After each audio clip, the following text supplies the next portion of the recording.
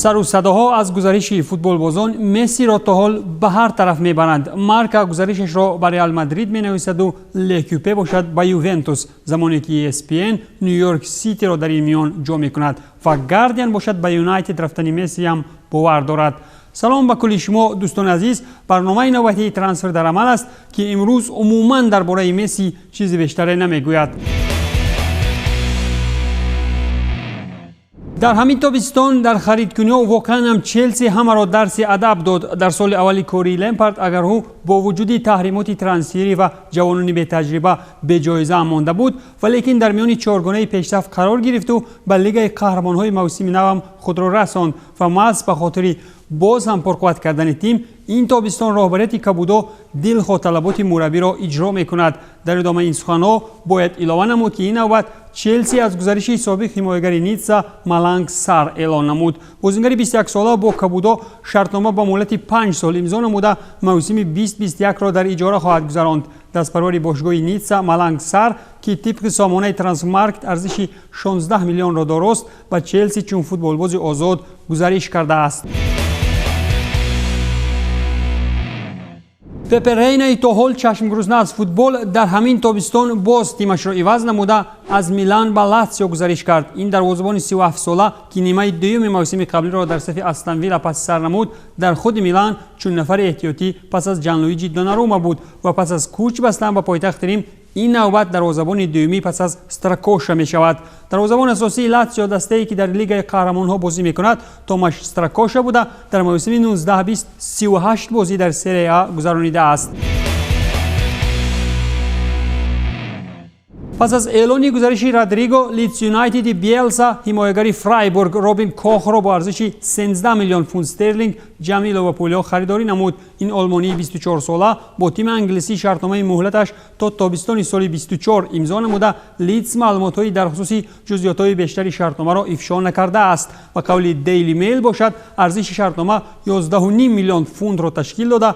با وجود لیورپول میتواند تا 13 میلیون پوند استرلینگ زیاد بگردد.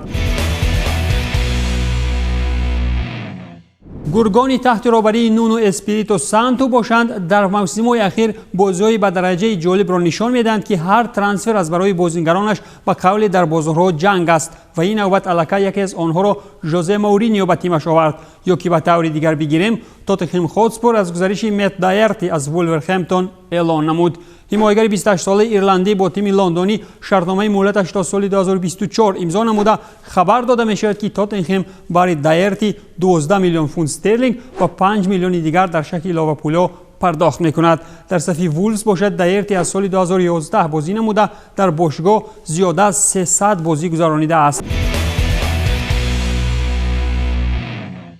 تابستان 2020 دسته موناکو بر ضمن عوض کردن سرمربی دسته و آوردن دیرکتور ورزشی نو بازیگران نو هم بسیار از بازار می آورد. خریداری نوبتی دسته ریبالوولف کایو انریکه از اتلتیکو می باشد. دسته شایگری با این بازیگر 23 ساله شرطنامه رمزی 5 ساله امضا نموده به اتلتیکو باشد. انریکو سال 2016 گزارش کرده بود ولی در هیئت اساسی تنها یک بازی دایر کرده است. از ماه ینور باشد کایو به طور اجاره در صف گرم یا هنر آزموده بود. در این میان دسته پاریژ از رفتن تییاگو سیلوا اعلان نموده چنین سخنهای خیربادی را در حق برزیلی با مهارت نصیب دانست. تییاگو تشکر برای 8 سال خاطرمان و پر از یادداشت‌های فراموش ناپذیر، رحمت برای بازی، وفاداری و نیرویی که به دستمون ضم نمودی. تا همه وقت یکی از بزرگترین بازیگران در تاریخمان خواهی ماند. مقام دستانت در همین جا جاوید باقی میماند.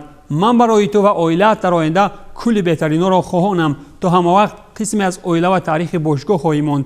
رحمتی کلان سروان اعلان نموده است پرزیدنت PSG ناصر الخلیفی. تییاگو سیلوا 35 ساله از سال 2012 این جانب در تیم پاریژی برآمد نموده با برگزار نمودن 315 بازی 25 جایزه با PSG به دست آورده است. پس از ترک پاریژ نمودن تییاگو سیلوا البته فرصتی زیاد بیکار نموده همان زمان در لندن جای کار پیدا نمود. فوتبالباز نامرده با دسته چلسی شرطنامه با نقشه 1+1 امضا نمود که طبق آن سیلوا 35 ساله به 1 سال در صف کبودا برآمد نموده امکان دارد که قرارداد کاریش را به 1 سال دیگر تمدید نماید. به خود PSG باشد. سیلوا هنوز تابستان سال 2012 بر عوض 38 میلیون یورو گزارش نموده. اصلا این برزیلی در تیم‌های دینامو مسکو و پورتو هم بازی کرده است. خوب، سابق بازیگر دستای فلومیننس، پورتو و دینامو مسکو که 25 جایزه در پاریژ در خالته‌اش جمع کرد، از این پس بازیگری کامل حقوقی دسته ابراموویچ میباشد. در سال 2020 باشد تییاگو سیلوا در صف PSG 1071 دقیقه در میدان پس سر نموده، یک گل و یک پاس گل‌آور با آمار گرفته است. مگر این برزیلی خط حمایه کبودها را بتونی پوش کرده میتواند؟ کوشش میکنیم که به این سوال پاسخ دهیم. سرآغاز گزارش به تیم لندنی سیلوا گفته بود: من از گزارش به چلسی نهایت خوشنودم و خوشحالم که در موسم آینده قسمتی از دسته لمپارد خواهم بود. بی‌صبرانه از بازیم در استنفورد بریج انتظارم. همچنین دیرکتوری کابودو مارینا گرانوفسکا هم چنین گفت: ما خوشحالیم که با هیات ما بازیگری سطح جهانی تییاگو سیلوا همراه می شود. از آن شبهه نداریم که با هیات ما تییاگو با تجربه و سطح بازی خود و بازیگران صاحب استعداد ما نیروی جمع می کند. اطمینان داریم که در تیم ما می تواند که چند از جایزه‌های نوی را برای خط خویش جمع نماید. تییاگو امیلیانوس دا سیلوا 22 سپتامبر سال 1984 در ریو د ژانیرو تولد شده. آغاز سال 2004 با تیم برزیلی ژوونتود در سری آ شرطنامه امضا نمود و در یک مدت کوتاه بازیگر هیئت اساسی شد. با برگزاری بازی خویش در دیویزیون عالی برزیلیا انتظار نشده ماه سپتامبر سال 2004 بر عوض 2.5 میلیون یورو به پورتو گزارش کرد. در پرتغالیا به تیم اساسی راه یافته نتوانست و تنها در هیئت جوانان تیم در دیویزیون سوم برآمد میکرد. ماه ینوری سال 2005 با امضای شرطنامه 3 ساله با حق تمدید به 2 سال دیگر بازیگر دیناموی مسکو شد. اما الکی در ماه فوریه مشکلی جدی سلامتی پیدا کرد و در مدت‌های طولانی از تمرین‌ها و بازیکنی در کنار ماند. سال 2006 سیلوا برگشت به وطن کرد و چون فوتبال بازی آزاد به صف فلومیننس نپیوست. برآمد سیلوا در مسیر 3 سال برایش امکان دادند تا که به هیئت منتخب برزیل هم راه بیابد و همچنین از جانب مخلصان بهترین بازیگر دیویزیون عالی اعتراف گردید. به خاطر بازی موفقانه به تیم المپی دعوت شده در صف دسته منتخب المپی برزیلیا صاحب نشان برنجی بازی المپی سال 2008 گردید.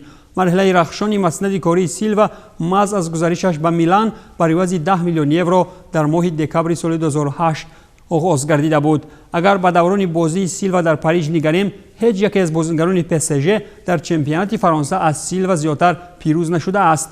این هم 7 مرتبه بوده. جایزه موسم قبلیش با رکوردهای شخصی در سالهای 60 به دست آمده برابر است. همچنین سیلوا 7 مرتبه وارد هیئت رمزی لیگ یکم شده. 2 مرتبه دیگر زمانی که در پاریژ بازی میکرد شامل هیئت رمزی تیم اویفا حسابیده شد. نوبسته از آن که در بازی اخیر سیلوا امکانی غالب شوی در لیگ قهرمان‌ها را از دست داده بود، این برزیلی PSG را چون غالب حقیقی ترک میکند. 10 سال اخیر تییاگو سیلوا یکی از تجربه‌دارترین و موفق‌ترین بازیگران عالم گردیده جایزه ها را چه در برزیل و چه در ایتالیا، فرانسه و تیم منتخب به دست آورده است. بر ضمن سرعت و نیرومندی که سیلوا را هنگام بازی در زمین و در هوا به قدرت بزرگ تبدیل می‌دهد، رسانه‌های برزیلی و فرانسوی او را اژدها نام میبرند. بازیگر 35 ساله دارای تکنیک عالی بوده. با پاس‌های کوتاه و نمایش بازی عالیش ارزنده سروانی PSG، میلان و منتخب برزیلیا بود. در موسم قبلی سیلوا به PSG کمک کرد تا نخستین مراتب در فینال لیگ قهرمان‌ها بازی نماید. به طور مخصوص سیلوا در بازی بر مقابل باواریا بهای بلند گرفت، بازی که برایش در صف PSG آخرین شده بود. مخلصان چلسی هم سیلوا را از گل حل کننده‌اش در ورزشگاه بریج میشناسند. گلی که سال 2015 چلسی را از لیگ قهرمان‌ها بیرون کرد. خلاص که برآمد سیلوا در موقع دفاع از بهترین حمایتگران معاصر فوتبال را میماند و اگر سن سالی برزیلی برایش مشکل نآورد، خط دفاعی کبودها را نفری معروف با تخلص هجدهار قادر است که بتونی پوش نماید. در طی کردن راه شرف در مسند ورزشی ما تنها برای سیلوا قرار می‌خواهیم. این بود پایان برنامه ترانسفر در عمل. تنصیحات بمانید.